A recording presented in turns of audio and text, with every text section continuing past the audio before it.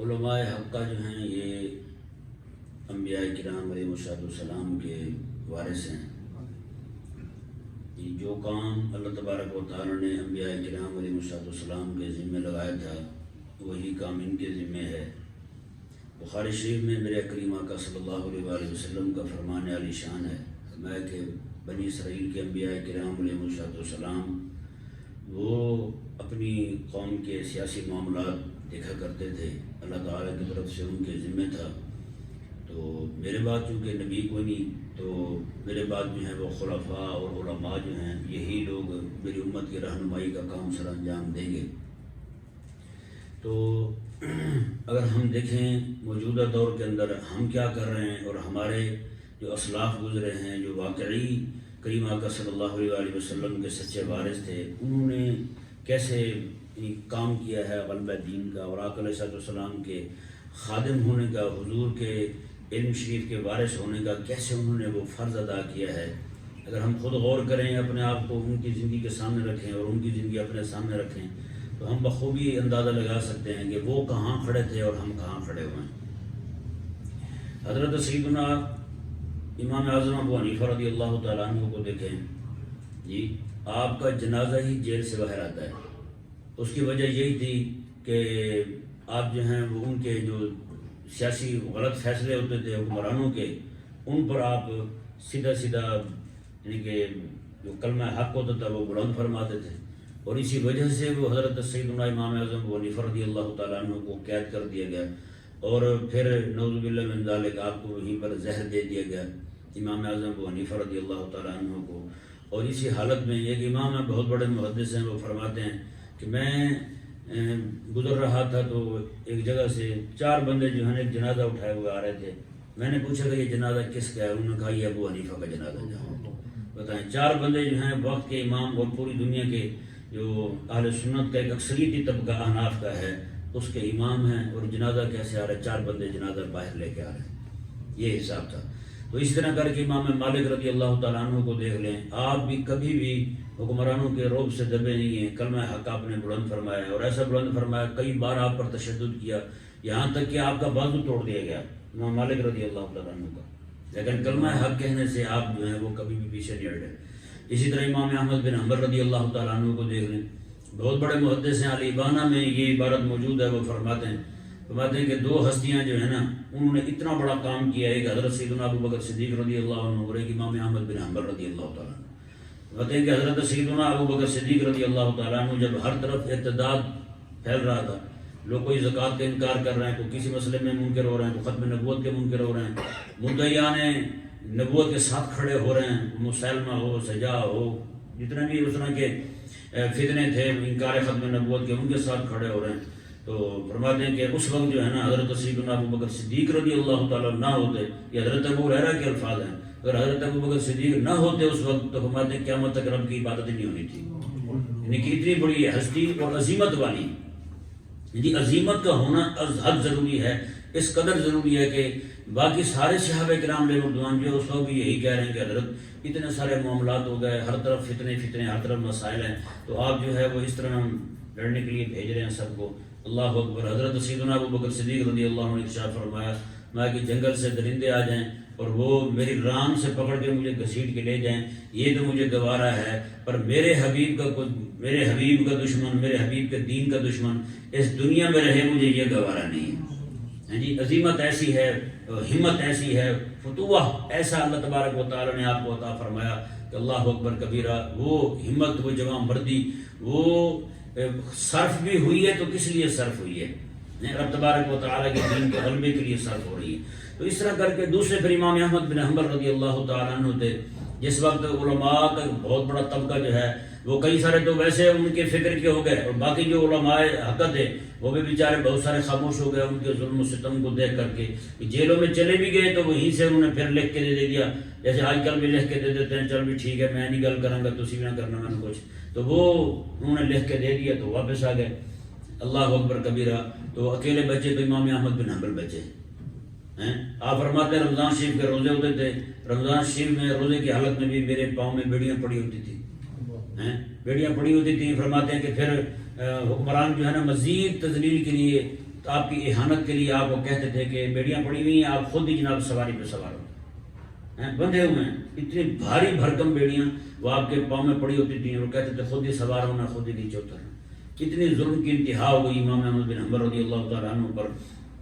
اور جب آپ کی وفات ہوئی تو کسی نے دیکھا آپ کو، حضرت امام احمد بن حنبل رضی اللہ تعالیٰ عنہ کو، کہ آپ نے سونے کے نالین پہنے ہوئے ہیں، خصا سونے کے نالین پہنے ہوئے ہیں، اور جناب ایسے فخری انداز میں جیسے بندہ چلتا بڑا فتح یاب ہو کر کے اس طرح کر کے آپ چل رہے ہیں۔ تو ایک بزرگ جو تھے انہوں نے پوچھا، خواب میں دیکھ رہے تھے، پوچھا کہ حضرت کیا معاملہ ہوا آپ کے ساتھ؟ انہوں نے فرمایا کہ اللہ تبارک و تعالیٰ نے یہ تو مجھے اعزاز عطا فرمایا ہے، اور دوسرا جو ہے اللہ تعالیٰ نے اپنا دیدار میرے لیے مباح فرما دیا ہے، اپنا دیدار میرے لیے مباح فرما دیا ہے کہ تو نے میرے قرآن کے دفاع کے لیے، میرے کلام کی عزت کے لیے تو نے اتنی بڑی قربانی دی ہے، اللہ تبارک و تعالیٰ نے اتنا بڑا فضل فرمایا۔ تو یہ ہم پر بھی لازم اور ضروری ہے کہ ہم جو ہے نا، جس طرح آج ہم کر رہے ہیں نا، صرف مسجد کی حد تک اپنی خدمت کی اور باقی معاملات نمٹائے، زیادہ قربانی دی تو ختم پڑھ لیا کہیں جا کر کے، یہ قربانی دی اور ہم اپنے آپ کو بری ذمت سمجھتے ہیں۔ نہ بھائی، ہمارے ذمہ بہت کچھ ہے، ہمارے ذمہ جو ہے نا یہ ظلم کو روکنا بھی ہے، ظالم کے پنجے کو روکنا بھی ہے، ان کے خلاف کھڑا بھی ہونا ہے۔ مزاحمت جو ہے نا وہ عالم ہوتے ہی ہوئی جو مزاحمت رکھنے والوں، حضرت سیدنا شیخ الامام عبد القادر الجیلانی رضی اللہ تعالیٰ عنہ کا طریقہ مبارکہ دیکھ لیں۔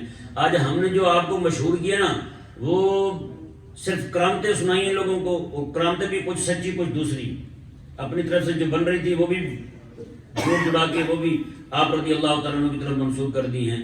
حضرت سیدنا شیخ الامام عبد القادر الجیلانی رضی اللہ تعالیٰ عنہ کا سب سے بڑا کارنامہ جو ہے، آپ نے اس وقت جو اہل اسلام کو اکٹھا کیا، باقاعدہ اس کے لیے بڑے بڑے یعنی کہ اس طرح کے جو سرکردہ لوگ تھے ان کو جمع کیا، مسجد اقصی شریف کی فتح کے لیے ان کو باقاعدہ ذہن دیا، ان کو جمع کر کے حکمرانوں کے پاس اپنے مدرسے کے پڑھے ہوئے بچوں کو بھیجتے تھے، یا تو بیٹھ کے مدرسہ پڑھاؤ، کہیں پہ مدرسہ بناؤ، یا پھر جاؤ نور الدین زنگی کی فوج میں شامل ہو جاؤ۔ یہ حضرت سیدنا شیخ الامام عبد القادر جیلانی رضی اللہ تعالیٰ عنہ کے مدرسے کے فارغین جو ہوتے تھے ان کو یہ کام سپرد ہوتا تھا۔ کسی کو آپ نے یہ نہیں کہا کہ ٹھیک ہے بھی چل بھی تو تسبیح پکڑ اور چلا جا کسی کونے میں بیٹھ جا اور مزے کے ساتھ تو یہ کام کرنا، بلکہ آپ کی جو ذہن تھا آپ رضی اللہ تعالیٰ عنہ کا، وہ ذہن یہی تھا کہ اہل اسلام کے لیے اتنی تڑپ تھی کہ آپ جناب باقاعدہ حکمرانوں کے ساتھ رابطہ رکھتے تھے، ان لوگوں کو تیار کرنے والے۔ اور آپ کے بیٹے جو ہیں سیدنا شیخ الامام عبد القادر جیلانی رضی اللہ تعالیٰ عنہ کے، وہ گاؤں دیہاتوں میں جاتے تھے، وہاں جا کر کے باقاعدہ بیانات کرتے تھے، نوجوانوں کو تیار کرتے تھے۔ وہ کہتے ہیں کیا کر رہے ہو بیٹھے ہو یہاں، مسلمانوں پہ ظلم و ستم ہو رہا ہے، کافر حملے کر رہے ہیں مسلمانوں پر، مسجد اقصی وہ دشمنوں کے قبضے میں، آپ بیٹھے ہوئے یہاں پہ نوجوانوں کو کھڑا کر کے وہ کہتے ہیں حضرت کریں کیا؟ انہوں نے کہا جاؤ ان کی زندگی ہوگی، ہم کی فوج میں شامل ہو جاتا ہوں۔ یہ کون کر رہے تھے؟ حضرت سیدنا شیخ الامام عبد القادر الجیلانی رضی اللہ تعالیٰ عنہ کے شہزادے کر رہے تھے، یعنی جگہ جگہ دیہاتوں میں گاؤں میں جا کر کے۔ اور حضرت سیدنا شیخ الامام عبد القادر جیلانی رضی اللہ تعالیٰ عنہ کی زندگی کے اسفار کو آپ دیکھیں تو بالکل یہ 4-5 سفر بنتے ہیں آپ کے، کتنا آپ باہر نہیں جاتے تھے۔ حج کے لیے آپ نے 2 سفر کیے، حضرت جو ہے نا ان کا تو چونکہ ان کے خانوادے کے ساتھ سیدھا تعلق ہے، بہتر جانتے ہیں مجھ سے۔ 2 سفر آپ نے یہ کیے ہیں، ایک سفر آپ کا جو ہے وہ کردستان کی طرف ہوا، وہاں تبلیغ کے لیے تشریف لے گئے۔ پورے کرد جو اسلام کے خلاف لڑا کرتے تھے، مسلمانوں کے خلاف لڑا کرتے تھے، پورے کرد جو ہیں حضرت سیدنا شیخ الامام عبد القادر جیلانی رضی اللہ تعالیٰ عنہ کی تبلیغ سے مسلمان ہو جاتے ہیں۔ پھر وہی کرد جو ہیں وہ کھڑے ہوئے، زنگی کون ہے، ایوبی کون ہے، سارے انہی کے لوگ ہیں۔ نجم الدین ایوب جو ہے وہ کون ہے، وہ وہیں سے کردستان سے آئے تھے، آپ کے بیعت ہوئے، بعد میں اپنے بیٹے کو لے کر کے بغداد آتے ہیں۔ ایوبی رحمہ اللہ کو چھوٹی سی عمر ہے، آپ کہا کہ حضرت دعا کریں میرا بیٹا جو ہے اس کے لیے دعا کر دیں۔ حضرت سیدنا شیخ الامام عبد القادر جیلانی رضی اللہ تعالیٰ عنہ کی زبان اقدس سے جو الفاظ نکلے، آپ نے عرض کی رب تعالیٰ کی بارگاہ میں، میرا اللہ، یا اللہ اسے اسلام کا مجاہد بنا دے، اسلام کا مجاہد ایسا بنا کہ جناب مسجد اقصی فتح ہو گئی پھر اسی بندے کے ہاتھ۔ تو یہ کون تھے؟ حضرت سیدنا شیخ الامام عبد القادر جیلانی ایک مدرس تھے، پڑھانے والے تھے، مدرس بھی ہیں اور امام بھی ہیں۔ بتائیں، یعنی کہ ایک عالم ہو کر کے کس طرح کر کے حکمرانوں کو اس طرح لگا رہے ہیں، اور آپ کا اپنا جو ایک عباسی خلیفہ جو ہے اس کے ساتھ ہی کر کے آپ کا درس ہوا کرتا تھا، درس دیتے ہیں، درس کے دوران جو ہے وہ کھجور کا ایک درخت تھا، آپ مخاطب اسے بناتے ہیں، حقیقت میں کہتے ہیں اسے، آپ نے فرمایا کہ سیدھا ہو جا، یہ تو کاٹ دوں گا تیرے کو، اتنا فرمایا۔ تو خلیفہ جو ہے نا وہ سن رہا تھا، اس نے کہا یہ خدمت تو میری ہو رہی ہے۔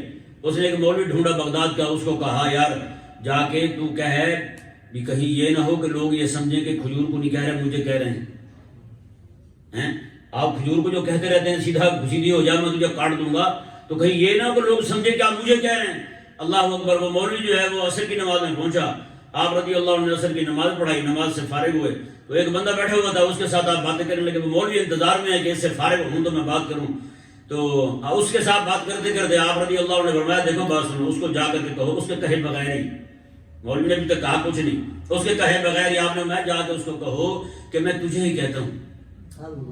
کھجور شجور کو میں نہیں کہتا، میں تجھے کہتا ہوں اور میں صحیح کہہ رہا ہوں، تو سیدھا ہو جا، نہیں تو میں نے وہ یہ حال کرنا جو میں نے درس میں کہا تھا تجھے.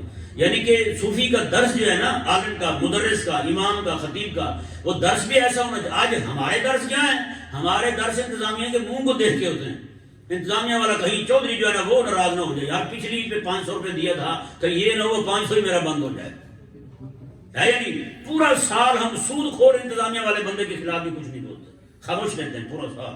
اگلے سال پھر 500 دے دیا تو مزید 1 سال کی بکنگ ہو گئی. چودھری صاحب میرا آپ کے ساتھ مصالحے والا معاملہ ہو گیا ہے، میں آپ کے خلاف کوئی بات نہیں کروں گا، آپ جو مرضی کریں.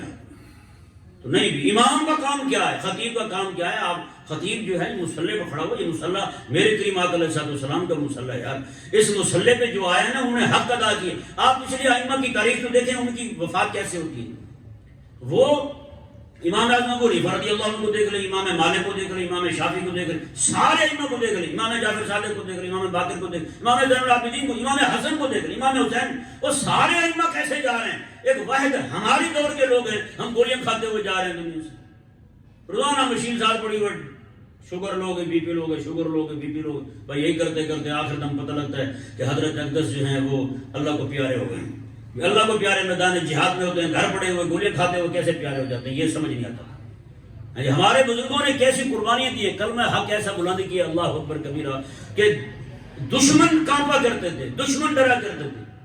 اللہ کے امام جو ہمارے بہت بڑے، یہ سیر میں امام ذہبی رحمہ اللہ نے نقل کیا ہے، وہ امام تھے بہت بڑے. تو حکومت دوسروں کی تھی وہاں پہ، ان کو کسی نے اطلاع دے دی کہ انہوں نے فتویٰ دیا ہے کہ کوئی بندہ 10 تیر تیار کرے نا تو اس میں سے 9 تیر جو ہے نا ان دین کے دشمنوں پر چلائے. وہ جو دوسرے تھے کالے کوڑے، ان پر 9 جو ہے نا ان پر چلائے، 1 یہود و نصارہ پہ چلائے. تو حکمرانوں نے گرفتار کر لیا ان کو. پوچھا ان سے، ہاں بھئی آپ نے یہ فتویٰ دیا ہے کہ 9 تیر جو ہیں وہ ہم پہ چلا دے اور 1 تیر جو ہے وہ یہود و نصارہ پہ چلا دے؟ انہوں نے کہا نہیں، میں نے یہ فتویٰ نہیں دیا، یہ کسی نے غلط بتایا ہے. وہ بھی دل میں خوش ہوئے، کچھ شکر ہے، پھر رہا ہے. میں کہوں تو پھر آپ نے کیا کہا تھا؟ میں نے کہا تھا کہ 10 بناؤ تو 10 کے 10 ان کو ٹھوکو، 10 تیر بناؤ تو 10 کے 10 ان پر ہی چلاؤ. یہ سب سے بڑے دین کے دشمن ہیں. اللہ اکبر کبیرہ. تو وہ امام جو ہیں، اس حاکم نے، وہ رابطی تھا، اس نے کہا کہ ان کی کھال جو ہے وہ ادھیڑ لی جائے، سر سے لے کر پورے جسم تک کھال ادھیڑ لی جائے، اذیت دیتے ہوئے ان کو جناب وہ شہید کیا جائے. تو وہ جو لوگ تھے، جلاد جو تھے، وہ ظاہر بات ہے جیسے بھی تھے تو کوئی قریب نہیں آیا. اس نے یہودی قصاب بلایا، یہودی کو کہا کہ تم اس کی ان کی کھال کھینچو. یہودی جب کھال کھینچنے لگا نا جناب یہاں تک جیسے پہنچا تو اس کو بھی رحم آ گیا، اس نے بھی خنجر مار کے آپ کا کام تمام کر دیا، شہید کر دیا. اس کے بعد جو ہے نا آپ کی کھال ادھیڑی گئی، کھال ادھیڑ کر کے اس میں جناب توڑی بھری گئی، اس طرح کی چیزیں بھر کے آپ کے جسم جو ہے اس کو اس طرح لٹکا دیا گیا، آپ کی چمڑے کو، تاکہ لوگوں کو عبرت ہو کہ ہمارے خلاف کوئی بھی بندہ کھڑا نہ ہو سکے. ہماری تو تاریخ یہ ہے، ہماری تو تاریخ پوری عظیمت سے بھری ہوئی ہے. ہم اگر صرف یہی سنا ہے نا کہ حضرت سیدنا شیخ الامام عبد القادر الجیلانی رضی اللہ تعالیٰ عنہ نے آپ نے غلبہ دین کے لیے کام کیسا کیا، میں سچی کہوں تو مسجد اقصی شریف کی جو فتح ہے اس کے پیچھے حضرت کا ہاتھ ہے یار. حضرت سیدنا شیخ الامام عبد القادر الجیلانی کا ہاتھ. آج دیکھیں اتنے مشائخ بیٹھے ہوئے، اتنے اسلاف بیٹھے، اتنے بزرگ بیٹھے ہوئے ہمارے، لیکن جو ہے وہ کہیں پہ ہلچل دکھائی دیتی نظر نہیں آ رہی. مسلمان ہیں کہ ان پر جناب ظلم و ستم بڑھتا جا رہا ہے، ان پر تشدد بڑھتا جا رہا ہے. کافر اتنا بدماش ہو گیا، گائے کے پیشاب پینے والے جو ہمیں دھمکیاں دے رہے ہیں، وہ گائے کا پیشاب پینے والے، گند کھانے والے، وہ جناب ہماری مساجد شہید کر رہے ہیں. اور ہمارے جو علماء ہیں وہ خاموشی کے ساتھ بیٹھے ہوئے ہیں. پتہ نہیں ان کی جو حضرت سیدنا غوث پاک رضی اللہ تعالیٰ آپ نے اپنے خطبے میں فرمایا تھا نا، فرماتے ہیں کہ 2 راستے ہیں، ایک رخصت کا، ایک عزیمت کا ہے. آپ فرماتے ہیں کہ رخصت جو ہے نا، آپ یہ نہیں فرماتے کہ رخصت جو ہے نا یہ مولویوں کے لیے یا فلانے کے لیے. میں رخصت جو ہے نا یہ صرف عورتوں کے لیے اور بچوں کے لیے ہے. مردوں کے لیے کون سی رخصت ہے؟ مرد تو ہوتے عظیمت والے ہیں، مرد تو میدان جہاد میں کھڑے ہونے والے ہوتے ہیں، مرد تو جو ہے نا وہ تو مبارزت، وہ چیلنج دینے والے ہوتے ہیں. آ جاؤ جی، کون ہے بندہ ہمارے خلاف لڑنے والا آئے یہاں پہ، ہم آپ کے سامنے کھڑے ہوں، ہم آپ کے ساتھ بات کرنے کو تیار ہیں۔ تو سب سے پہلے جو ہے نا ہم لوگ، میں اپنی بات کروں گا پہلے، ہم لوگوں کو چاہیے کہ سب سے پہلے ہم انتظامیہ کا ڈر دل سے ختم کریں۔ یہ انتظامیہ جو ہے نا اس وقت ایسے سمجھیں، یہ ناراض نہ ہوئیے گا، میں لفظ جو ہے نا ویسے بول جاتا ہوں، اکثر سب نہیں، کئی سارے کہتے نہیں کہ میری انتظامیہ ٹھیک ہے، وہ نہیں کچھ کہتی، اکثر انتظامیہ جو ہے یہ اس وقت اسلام بیان کرنے کے معاملے میں جس طرح یہودی پابندی لگاتے ہیں نا، اس سے بھی زیادہ یہ سخت ہیں۔ سچی کہہ رہا ہوں، اسلام آپ دین بیان کر دیں، پھر دیکھیں آپ کے ساتھ ہوتا کیا ہے۔ انتظامیہ والے آپ کے گلے پڑیں گے، آپ کہیں گے جی آپ نے یہ کیا کر دیا، یہ کیا کہہ دیا، حضرت یہ نہ کہا کریں۔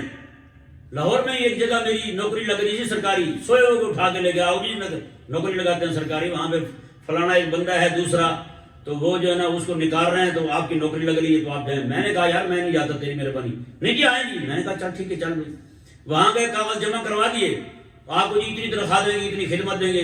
6 مہینے پورے انہوں نے جو ناٹک کرنے تھے اپنے وہ کیے، اخبار پہ اشتہار دیا جی آج جی جگہ خالی ہے، مولویوں کے انٹرویو ہو رہے ہیں سارے آگے پیچھے۔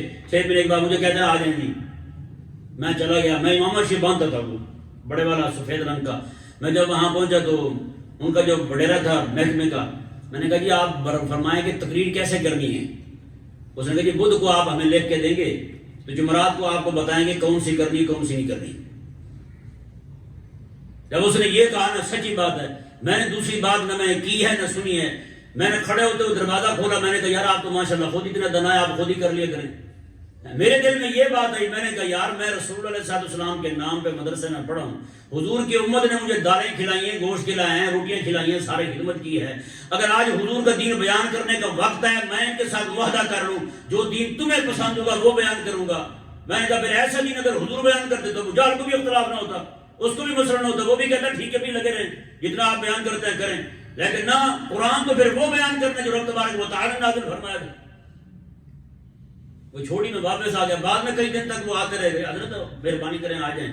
میں نے کہا اتنا کافی ہے۔ میں نے کہا ہم تو وہی 11ویں کا بکرا پال لیں نا، وہ کسی کو نہیں دیتے، غوث پاک کا ہی ہوتا ہے، ان کے سارے ثواب کے لیے ہم ذبح کرتے ہیں۔ میں نے کہا میں تو رسول اللہ کے نام پہ پڑھا ہوں، مدرسے میں رہ کے میں نے تو روٹیاں کھائی ہیں، میں پڑھوں آقا علیہ السلام کا دین، حضور کے نام پہ پڑھوں، حضور کے نام پہ کھاؤں، اور میں جب کام دینے کا وقت ہے میرا تو میں کہیں اور چلے جاؤں۔ میں نے کہا یہ نہیں ہوتا مجھ سے، سچی بات ہے، میں نے چھوڑ دیا۔ تو اگر آج جو ہے نا میں مفاہمت کر رہا ہوں، ان کے ساتھ سمجھوتا کر رہا ہوں، یار آپ مجھے رکھ لیں، کس شرط پر؟ حضور کا دین بیان نہیں کروں گا میں، تو سچی بات ہے سب سے جو ہے نا نقصان والا سودا ایک عالم کے لیے ہے تو وہ یہی سودا ہے۔ انتظامیہ کا منہ دیکھ کے کبھی بھی بیان نہ کیا جائے، آقا علیہ السلام کا دیا ہوا جو کلمہ حق ہے نا اس کو اسی طرح بلند کیا جائے جس طرح میرے آقا علیہ السلام نے بلند کیا تھا، جس طرح میرے آقا علیہ السلام نے دین پڑھایا تھا۔ اللہ تبارک و تعالی ہم سب کو اسی طرح کلمہ حق بلند کرنے کی توفیق عطا فرمائے۔ حضرت مجدد الفسانی رضی اللہ تعالیٰ عنہ کو دیکھ لیں، کئی ہمارے لوگ جو نا ان کو یہ فکر لاحق ہو جاتی ہے یار اگر میں نے یہاں پہ کوئی بات کھڑی کر دی تو کہیں یہ نہ ہو مسجد سے چھٹی ہو جائے، کوئی مسجد سے چھٹی ہوگی زیادہ سے زیادہ جیل لے جائیں گے نا، تو آپ وہاں بیٹھے وہاں مدرسہ بنا لیں، ہے یا نہیں؟ مجدد الفسانی رضی اللہ تعالیٰ عنہ جو ہے آپ کو جب گرفتار کیا گیا، وہ قلعے کے اندر بند کیا گیا، تو وہاں جتنے بھی سارے چور ڈاکو تھے، جب آپ وہاں سے نکلے نا 10-11 سال کے بعد، وہ سارے عالم بن چکے تھے، سرف کی کلاسیں لگ رہی ہیں، ناو کی کلاسیں لگ رہی ہیں، وہ کہتے درا بھائی ادھر وہ آتے تھے مارنے کے لیے، وہ کہتے ہیں ہم تو زید نے عمر کو مارا ہے، ہم تو یہ والی لڑائی چلا رہے ہیں یہاں پہ، آپ پتہ نہیں کون سی لڑائی لے کے آتے ہیں۔ تو آپ نے وہاں بیٹھے ہوئے جو زیادہ عمر کے تھے جن کو کچھ نہیں یاد ہوتا تھا ان کو ذکر و فکر پہ لگا دیا، ان کے لیے حلقے لگا دیے تزکیے کے، تطہیر کے، اس طرح کر کے ان کے حلقے لگا دیے، الگ الگ سارے بیٹھے، وہ پوری جیل والے جو ہیں وہ باہر نکلے تو ایسے تھا جیسے سارا جناب مدرسہ کھل رہا ہے، وہاں سے باہر آ رہے ہیں مجدد الفسانی رضی اللہ تعالیٰ عنہ۔ تو عالم تو عالم ہے نا، ہمارے استاد تھے بڑے، ان کو جنرل مشرف نے کہا تھا کہ آپ کو نہیں پتا میں مدرسہ آپ کا بند کر دوں گا۔ میں بے وقوف ہے تجھے کس احمق نے کہا ہے کہ مدرسہ جو ہے اس عمارت کا نام ہے، مدرسہ جو ہے نا میرا نام ہے، جہاں میں بیٹھوں گا وہیں مدرسہ شروع ہو جائے گا۔ یہ کیا بات ہے؟ جہاں میں بیٹھوں گا وہیں مدرسہ شروع ہو جائے گا۔ میرے اللہ تبارک و تعالیٰ نے بندے بھیجنے، میں نے پڑھانا شروع کر دینا، جاؤ ساری بلڈنگ گرا دے، تم جا، اجازت ہے تجھے۔ جب بات آ جائے نا دین پہ، دیکھیں ہم دین پہ سمجھوتا کر جاتے، مسجد نہیں چھوڑتے، لیکن قربان جائے جب بات آئی حضور کے دین کی تو میرے آقا علیہ السلام نے کعبہ چھوڑ دیا، چھوڑا نہیں چھوڑا؟ تو میں چھوٹی سی مسجد نہیں چھوڑتا، چلو یہ دین بیان نہیں ہوتا تو کچھ نہیں ہوتا، خیر ہے۔ آقا علیہ السلام نے کعبہ شریفہ چھوڑا، مکہ چھوڑا، آقا علیہ السلام وہاں سے روانہ ہو رہے ہیں، آقا علیہ السلام کے مبارک آنسو سے آنسو بہہ رہے ہیں۔ میرے آقا علیہ السلام نے فرمایا کہ کعبے کو حضور نے مخاطب فرمایا کہ میں تجھے کبھی بھی نہ چھوڑتا اگر یہ لوگ مجبور نہ کر دیتے۔ بتائیں تو بھئی یہ تاریخ جو ہے نا ہمیں یہ یاد رکھنی چاہیے، کتنا جو ہے 17 سے 18 بار امام بخاری رحمہ اللہ کو آپ کے علاقے سے نکالا گیا، 17 سے 18 بار امام بخاری رحمہ اللہ کو جب آخری بار نکالا گیا نا، آپ جناب شہر کے باہر کھڑے ہو کہتے ہیں مولا میری بس ہو گئی ہے، اب مجھے موت دے دیں، اب میں کتنے سفر کروں گا، کتنا میں یہاں سے نکلوں گا۔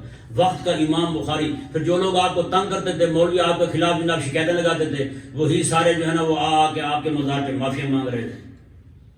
ان میں بھی کوئی جو ہے نا مردوں کے سننے کا قائل نہیں بھی ہوگا تو وہ بھی قائل ہو گیا، وہ بھی کہتے ہو کہ امام صاحب معاف کر دیں مجھے، اب وہ معافی مانگنی ہے تو تبھی مانگو، اسی وقت انسان کے بچے بن جاؤ۔ ان کو پتہ ہی نہیں ہے کہ یہ ہے کون بندہ۔ اچھا جی، مزے کی بات یہ ہے کہ جو بندہ ایسا ہو نا کلمہ حق کہنے والا، یہ اللہ تبارک و تعالیٰ بھی پھر کیسی کیسی آزمائشیں لاتا ہے اس پر، اس کا اجر بڑھانے کے لیے۔ بڑے سارے معاملات ہیں بندے کے اٹک جاتے ہیں، نیکیوں کی وجہ سے بندہ وہ مقام نہیں پا سکتا، تو اللہ تبارک و تعالیٰ جو ہے پھر اس طرح کی تکالیف اس پر نازل کر کے اس بندے کو اس مقام تک پہنچا دیتا ہے۔ اللہ تبارک و تعالیٰ ہم سب کو کلمہ حق کہنے کی، جہاں کہیں بھی بیٹھے ہیں جی، اپنی عوام کو تیار کرنے کی، کس لیے تیار کرنے کی؟ نظام خلافت کے قیام کے لیے جی، اس کے لیے تیار کرنے کی ہمیں توفیق عطا فرمائے۔ وما علیہ